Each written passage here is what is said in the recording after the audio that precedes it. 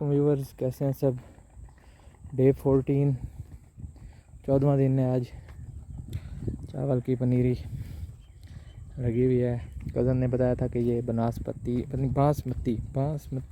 515 इसे कहा जाता है।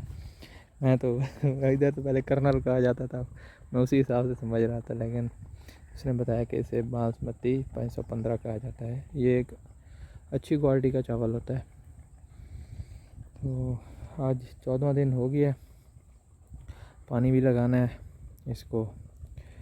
तो नहरी पानी आया हुआ है, थोड़ा है लेकिन लगाएंगे, मगरिब के बाद लगेगा इसको पानी। ये 14 दिन में इतना बड़ा हो गया है, इतना बड़ा। इसमें ये कुछ मरते जा रहे हैं, कोई बीमारी है या जो कुछ भी है, ये बात समझ में नहीं आ रही।